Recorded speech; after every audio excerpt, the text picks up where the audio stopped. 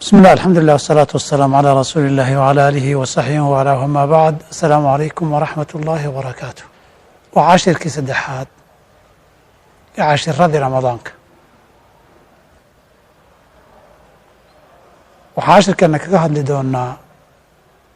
laba qodob oo isku xiga oo xiriirsan oo kala ah kow dadka la ogol yahay bisha ramadaan inay afuraan ee cudurdaarka haysta laba dadka maxaa laga doonayaa qowlkani wuxuu daba socdaa koobaadii markaynu ka soo hadalnay dadka uu waajibka ku yahay waxaan soo sheegnay dad uu waajib ku yahay si guud laakiin hadda wakhtiga aanu waajib ku ahayn dadkii iyo qayb ka mid oo dadku guud ahaanba isaga unan waajib ku ahayn hadda iyo mar damba toona laakiin beddelkiisii laga doonayo haddaan soo ururinno dadka cudurdaarka lehee afuri kara bisha ramadaan maalinteediina ay u bannaan tahay inay cunaan oy cabbaan waxay kale yihiin kow qofka musaafirka ah laba qofka mariidka ahay jiran saddex qofka dumarka ee xaamilada ee uurka leh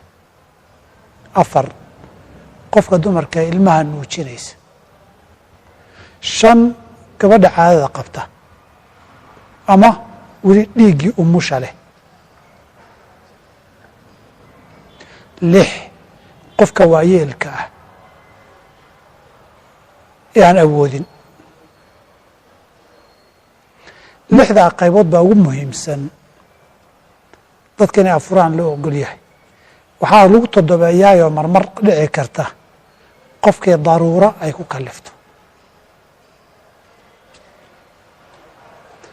qofka koowaad ee musaafirka ah inuu somo waa loo ogol yahay hadduu isagu awoodo isaga iyo mariidka xanuunsan oo xanuunka laga bogsadana qur-aankaa lagu wada sheegay faman kaana minkum mariidan aw calaa safarin faciddatu min ayaamin ukhar haddaan iyaga dhib ku aha inay soomaan looma diidanoo waa ka ansaxayaa hadday waxyaabihii kale la rabay ilaaliyaan laakiin maadaama ay u bannaan tahay inay afuraan ahlulcadaar weeye waa cuni karaan waa cabbi karaan bay ka dhigan tahay inay afurayaan qofka waayeelkeen awoodin waxaa la mid ah qofka xanuunsanaya xanuunaan laga rajo qabin inuu ka caafimaado xaydka iyo nifaaska iyo nuujinta iyo uurkuna waa wax la wada yaqaan idiraarka iyo daruurada maxaan uga jeednaa siyaabo kala duwan bay ku timaadaa oo lagu ururiyey xukunkaas daruuro qofka inuu afuro daruurada marna isaga bay ku saabsanaataa marna dad kale ay ku saabsanaataa midda isaga ku saabsan waa qof gaajo la joogi waaye waxaa laga yaabaa inuusan afur fiican helin dhinaca kalena uusan suxuur fiican helin qofka hadduu gaajo iyo oon la joogi waayo waxaa dhici karta inuu shaqo adag ka shaqeeyo waxaa dhici karta xilli adag inuu xoolo raaco waa caafimaadsan yahay qofkani sida guudna soonka waa awoodaa laakiin isagoo sooman bay xaaladaas oo kale la soo daristay waa daruuro iyo dhibaato qofka isaga haysata uus uga maarmi waaye inuu afuro daruurada qof kale ka xiriirtaana waxay noqon kartaa inuu qof biyo ku dhacay badbaadinayo kastaa kadibna ka darteedna inuu biyihii galoo liqa uu ka maarmi waayo waxaa ka dhici karta dab inuu dab daminayo dabka damintiisana biyo inuu isku shuboo liqa uu u bahdo kulaylka iyo hanfiga dabka ee maraya intani waa tusaalayow laakiin daruurada inaad fahanta un baan uga jeeday marka waxaynu yidhahdaan ku celina musaafirka, qofka mariidka ah, qofka murdicadee nuujinaysa, qofka xaamilka uurka leh, gabadha caadada ama dhiiggii umusha qabta, waayeelka aan soomi karin iyo daruurada qofkay ku alifto. intaasi waa inta loo ogol yahay ee asxaabul acdaarka loo yaqaano.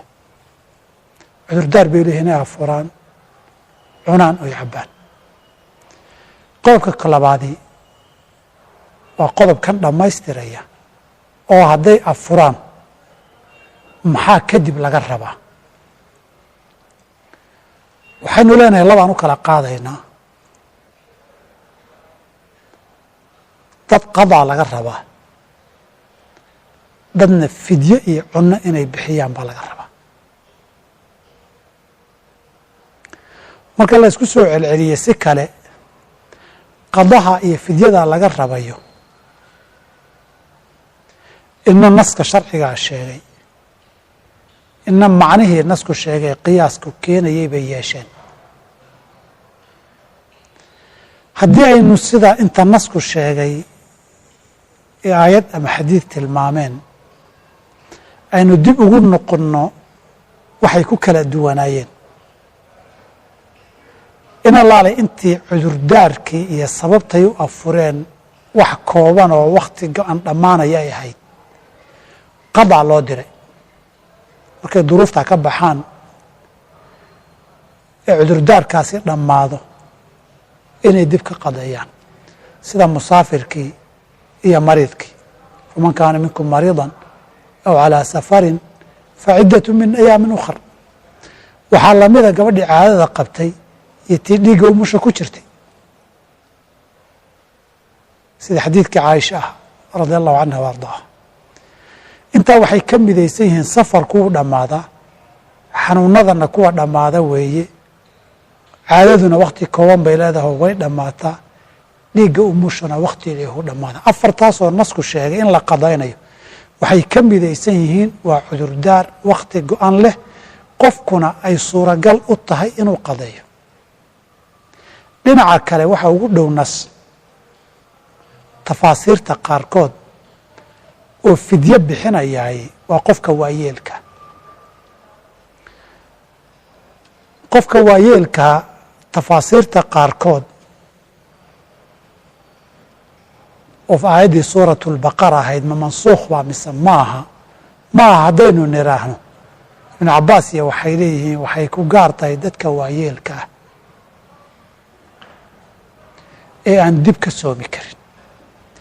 kuwaasina waxay noqdeen dad leh cudurdaar aan dabayaaqo lahayn, aan dib ka muuqanin inay ka awoodaan oy dib ka qallayn karaan. kuwaasina haddana ma soomi karo, dibna kama soomi karo, duruuftiisuna inay dhammaato rajo iyo lama qabo, lama filayo. wixii kasta ilaahay baa qadar gacan ku haya, laakiin lama qiyaasayo. dadkaasi waxaa laga doonayaa in ay fidyo bixiyaan, maalintiiba hal miskiin la quudinayo. halka miskiin maalintii suuskii 2 kiliya badh ahaa rubucood baa laga doonayaa, oo ah 630 garaam maalintiiba, ama qayrin inuu ku siiyo ama cunto bisil qof u dharjiyo baa laga doonaya. haddaba afar haddaynu aragnay cudurdaarkooda wakhti kooban lahaa in la yidhi ha qadleeyaan, hal qolona aynu aragnay aan wakhti ay dib kaga qadleeyaanba jiri karin oon rajo laga qabin inta la qiimayn karo, la yidhi fidyo ha bixiyaan. qayb baa soo hartay aan nasku sheegin waxay samayn lahaayeen. waxaa ka mid a qof xanuunsanaya oan xanuunkiisu rajo badan lahayn inuu ka caafimaado, lama soomi karin. waxaa ka mid gabadhii uurka lahayd ama nuujinaysa, sidee baan dhahnaa? qiyaaska sharcigaa wuxuu keenayaa midba qolaba qaybtooda in la raaciyo. qolofa duruufta ay u afureen duruuf dhammaata ay tahayna kuway dhammaanaysa in la raaciyo, oo tan nuujinaysa iyo midda uur kale ah. dadka duruuftii u diiday inay soomaan, aan rajo laga qabin inay dhammaato, oo dadka jirada ee jirada joogtada ahna inay dadkii lamidka ahaa raacaan. saas darteed haddaan si kale u soo ururiyo, dhammaan dadkii loo ogolaadeen soo sheegna inay afuraan qadaa laga rabaa marka laga reebo waayeelka iyo qofka xanuunka aan rajo laga qabin inuu caafimaado qaba, kuwaasi fidyadii aan soo tilmaanay bay bixinayaan. intaasina waa cashirkan iyo dadka laga raba inay loo ogol yahay inay afuraan